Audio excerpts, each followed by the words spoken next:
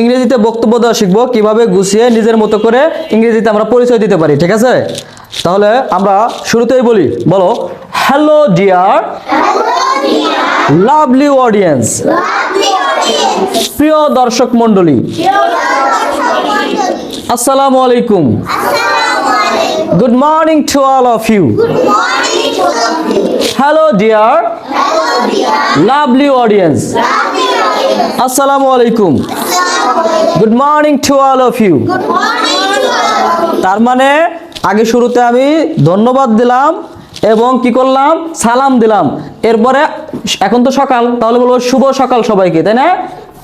আবার বলি আমরা হ্যালো ডিয়ার লাভলি অডিয়েন্স, প্রিয় দর্শক মণ্ডলী, আসসালামু আলাইকুম, good morning to all of you. সবাইকে শুভ সকাল। এরপরে বলো I am starting in the name of Allah.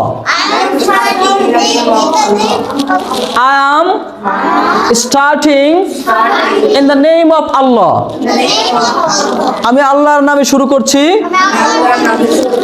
Who is the most gracious and most merciful? যিনি পরম করুণাময়, অসীম দয়ালু।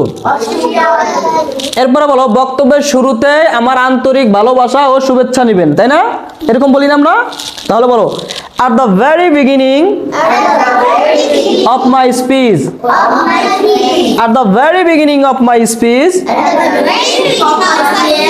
please take my cordial love and salam.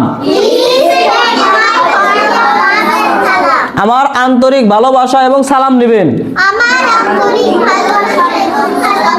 আসসালামু আলাইকুম।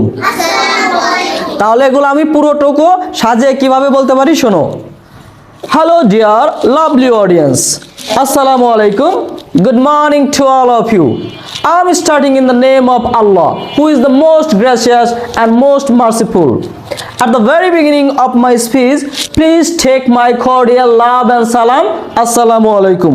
তাহলে নিজের সম্পর্কে যখন বলবা বা কোনো জায়গায় বক্তব্য দিবা, এইভাবে শুরুটা করলে সুন্দর হবে না?